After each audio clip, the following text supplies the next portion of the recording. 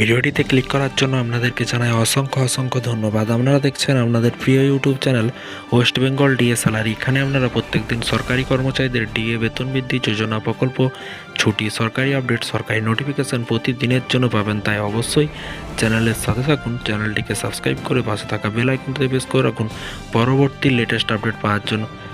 সরকারি কর্মচারীদের মধ্যে খুশির ঢেউ, টাকা ভরে যাবে অ্যাকাউন্টে। তো ফ্রেন্ডস, কোন সরকারি কর্মচারীদের কথা বলা হয়েছে ভিডিওটি সম্পূর্ণ দেখবেন। চ্যানেলে যারা এই ভিডিওটি প্রথম দেখছেন অবশ্যই চ্যানেলটিকে সাবস্ক্রাইব করে পাশে থাকা বেল আইকনটিতে প্রেস করে রাখবেন পরবর্তী লেটেস্ট আপডেট পাওয়ার জন্য। দেখতেই পাচ্ছেন 7 পে কমিশন, সরকারি কর্মচারীদের মধ্যে খুশির ঢেউ, টাকাই ভরে যাবে অ্যাকাউন্টে। কত টাকা অ্যাকাউন্টে ভরে যেতে চলেছে চলুন দেখে নেওয়া যাক। গত শনিবার লোকসভা নির্বাচনের তারিখ ঘোষণা করে দিয়েছে নির্বাচন কমিশন। আগামী 19শে এপ্রিল থেকে কিন্তু নির্বাচন শুরু হবে সারা ভারতে এবং চলবে 1 জুন পর্যন্ত। এর আগে কিন্তু তিনটি রাজ্য সরকারি কর্মচারীদের জন্য মহার্ঘ ভাতা বেড়েছে। এই রাজ্য হলো যথাক্রমে অন্ধ্রপ্রদেশ, হরিয়ানা। তবে এবারে ছত্তিশগড় সরকার তার কর্মচারীদের জন্য মহার্ঘ ভাতা বৃদ্ধি করার সিদ্ধান্ত নিয়েছে। হরিয়ানা সরকার সপ্তম বেতন কমিশনের অধীনে কিন্তু মহার্ঘ ভাতা 4% বৃদ্ধি করার সিদ্ধান্ত নিয়েছে। এই বৃদ্ধির পর সরকারি কর্মচারীদের মহার্ঘ ভাতা বা ডিআর 46% থেকে বেড়ে 50% করা হলো। এই বৃদ্ধিতে 1 জানুয়ারি 2024 থেকে কার্যকর হতে চলেছে। মার্চ মাস থেকে কিন্তু সরকারি কর্মীরা বর্ধিত মহার্ঘ ভাতা এবং মহার্ঘতান পেতে শুরু করবেন।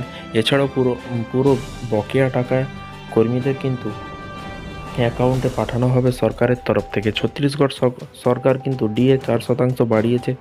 ছত্তিশগড় সরকার রাজ্য সরকারি কর্মচারীদের মহার্ঘ ভাতা 4% বাড়িয়েছে। লোকসভা নির্বাচনের তারিখ ঘোষণা ঠিক আগেই এই বৃদ্ধির কথা কিন্তু ঘোষণা করা হয়। রাজ্য সরকারের এই সিদ্ধান্তে উপকৃত হবেন প্রায় 3.90 লক্ষ কর্মচারী এবং 1.20 লক্ষ পেনশনভোগী। ছত্তিশগড়ের মুখ্যমন্ত্রী জানিয়েছেন এই বৃদ্ধি 1 মার্চ থেকে কার্যকর হবে।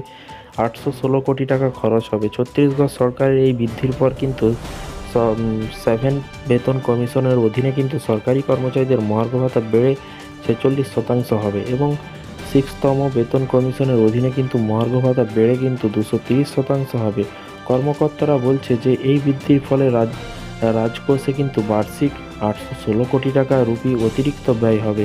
কেন্দ্রীয় সরকার ডিএ বাড়িয়েছে। আপনাদের জানিয়ে রাখি যে গত কয়েকদিনে কেন্দ্র সহ রাজ্য সরকারি কর্মচারীদের এবং পেনশনভোগীদের জন্য মহার্ঘ ভাতা 4% বাড়িয়েছে। কেন্দ্র সরকার কর্মচারীদের মহার্ঘ ভাতা 4% বাড়িয়ে 50% করেছে। এছাড়াও পেনশনভোগীদের ডিআর কিন্তু 4% বাড়ানো হয়েছে। এতে 1 কোটিরও কর্মচারী পেনশনভোগী উপকৃত হবেন। এই বৃদ্ধির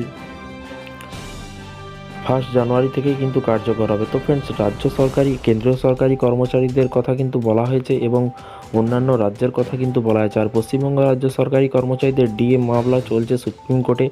আবার কিন্তু প্রায় 4 মাস পিছিয়ে গেছে ডিএ মামলার শুনানি। দেখা যাক পরবর্তী পদক্ষেপ কী আছে। সংগ্রামী যৌথ মঞ্চ পরবর্তী আন্দোলন ধর্মঘট কী করতে চলেছে। সামনে তো ভোট আছে, সামনে হোলি আছে। এর আগে মাননীয় মুখ্যমন্ত্রীর কাছে আদায় করতে পারে কিনা দেখা যাক। চ্যানেলের সাথে থাকুন। যখনই নতুন আপডেট আসবে অবশ্যই আপনাদেরকে ভিডিওর মাধ্যমে জানানো হবে।